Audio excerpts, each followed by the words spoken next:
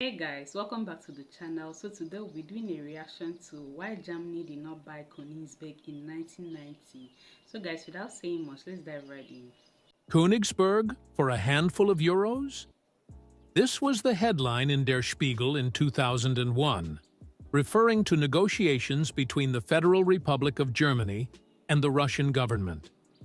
At stake was nothing less than one of Germany's historically most important territories, a territory of over 15,000 square kilometers in the heart of former East Prussia.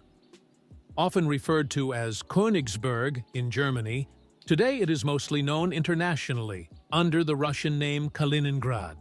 According to various sources, there were negotiations at the time about selling or returning the territory to the Federal Republic of Germany. But this was not the only option.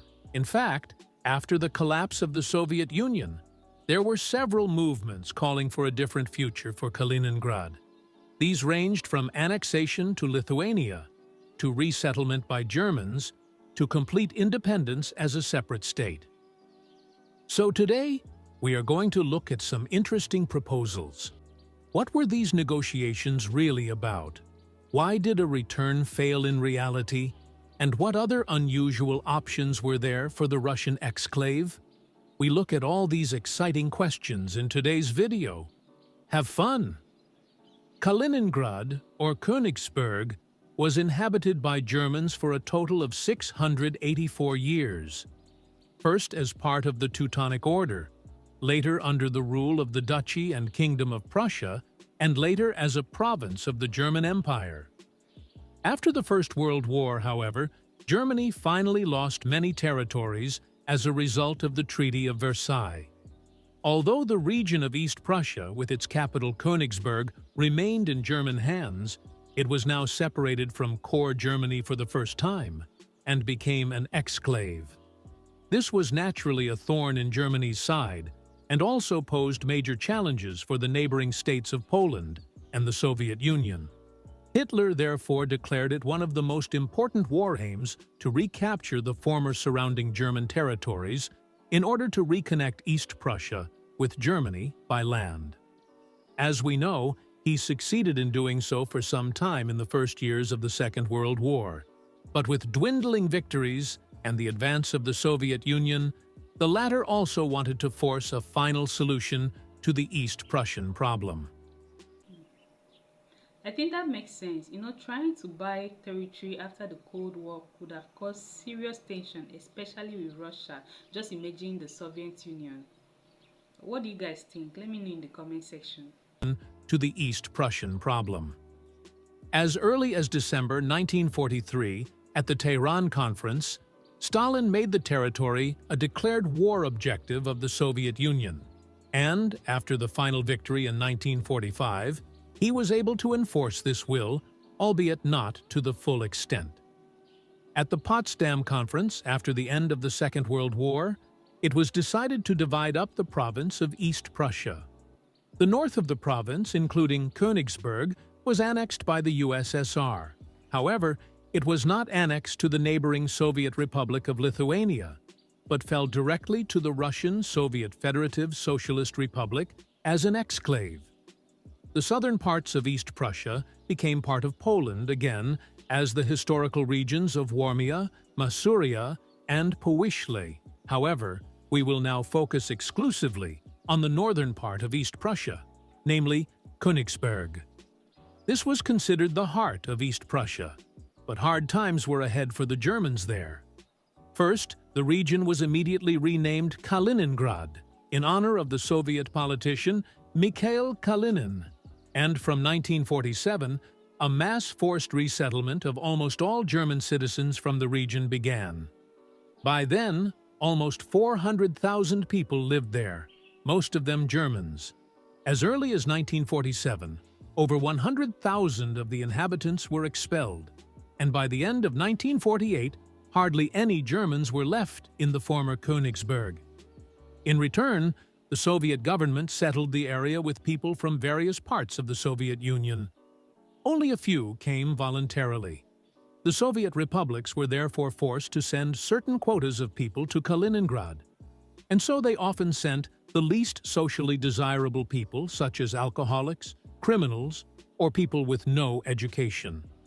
By 1948, around 400,000 new settlers had arrived.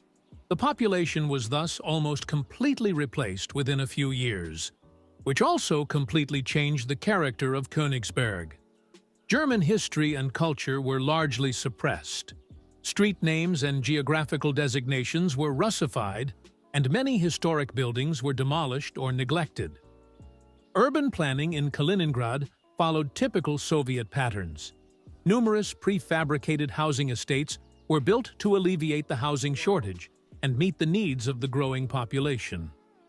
However, despite industrialization and growth, the region suffered from typical Soviet problems such as supply shortages, low quality of life, and environmental pollution. Kaliningrad was now above all an important military outpost of the Soviet Union. Parts of the region were closed to foreigners, and in some cases also to Soviet citizens. Incidentally, Germans were not allowed to visit their former homeland even briefly until the 1980s. It was only under Gorbachev that the restrictions were relaxed, and with the collapse of the Soviet Union, Kaliningrad was opened up again. However, it no longer had anything to do with the former Königsberg, which the German government had to realize to the regret of the former inhabitants. Nevertheless, from the 1990s onwards, there were many discussions about Kaliningrad's future status. After independence from Lithuania, the region was now a complete exclave of Russia on the Baltic Sea. The most obvious proposal was to return it to Germany. And suddenly it was reported from many sides that there would be an offer. And indeed, the status of Kaliningrad was one of the most important political issues in the young Federal Republic until the mid-1960s. However, the political discourse changed over the decades, and after the massive Russification, little value was seen in taking back Königsberg. As a result, the topic faded more and more into the background, and was only discussed in far-right circles. Nevertheless, Der Spiegel later revealed that, according to its own sources, there had indeed been an offer to negotiate. As part of the 2+4 negotiations between the Federal Republic and the victorious powers of the Second World War, the Soviet Major General Geli Batenin is said to have brought the return of Kaliningrad into play. However, the German chief diplomat is said to have made Germany's position quite clear. He is quoted as saying, "Unification is about the Federal Republic of Germany, the GDR, and the whole of Berlin. If the Soviet Union had problems with the development of northern East Prussia, that was their business." As already mentioned, Königsberg was just a poor, economically isolated military base that had just as little to do with Germany as all the other Russian oblasts. According to a Russian census, the Germans only made up less than 1% of the population. Accordingly, the Federal Republic saw no value in buying back Königsberg. On the contrary, it would certainly have led to numerous new problems with the Russian population there. It is also unclear whether this Russian offer actually existed, as Gorbachev himself later refuted the story, and other German and Russian sources also claim that such talks never took place. However, there were also other considerations about the future status of the Russian exclave. In Lithuania, in particular, there was talk of annexing part of Kaliningrad, known as Lithuania Minor. In 1994, the then Lithuanian head of state called for the secession and decolonization of Kaliningrad from Russia. Other Lithuanian politicians called for the exclave to become independent, as did many locals in the exclave. Since the early 1990s, there has been a desire to make the Kaliningrad Oblast independent of Russia and to establish a fourth Baltic state. As a result, the Baltic Republican Party was founded with the aim of establishing an autonomous Baltic Republic. The party was finally banned from participating in all elections by the Kremlin authorities in 2003. There were repeated reports in Russia that Poland was preparing for an alleged annexation of Kaliningrad. However, All these reports turned out to be fake news, To me, it's not just about history, it's about peace, politics, and respecting modern borders. and the Polish government never made any such plans. After all, it itself benefited from the division of East Prussia after the Second World War, which is why it had no interest in changing the status quo. And another proposal actually came from Germany. After the German government showed no interest in Kaliningrad, organizations with links to far-right circles in Germany began collecting money in the 1990s to buy land there independently. The aim was to enable ethnic Germans to settle there and gradually establish several German villages and towns. For example, Aktion Deutsches Königsberg financed the construction of a German-language school and apartments in Dalnaya. Another group, linked to the convicted terrorist Manfred Roeder, collected donations to build apartments for ethnic Germans in the village of Olchowatka. Germans were lured with generous salaries.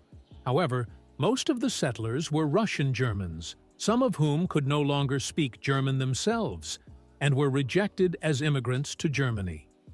In addition, the Russian government was naturally not at all enthusiastic about the German organizations. One by one, the initiators of the projects were banned from entering the Kaliningrad Oblast, and most of the associations were liquidated for violating the Russian law on NGOs. The official positions of all countries involved are clear. The governments of Poland and Lithuania, as well as the EU, recognize Kaliningrad as part of Russia. And Germany also signed that it renounces any territorial claims to the former East Prussia as part of the 2+4 agreement. Although, as we have seen, there were never any serious aspirations anyway. Sometimes walking away from the past is the strongest decision a country can make. Renounces any territorial claims to the former East Prussia as part of the 2+4 agreement. Although, as we have seen, there were never any serious aspirations anyway.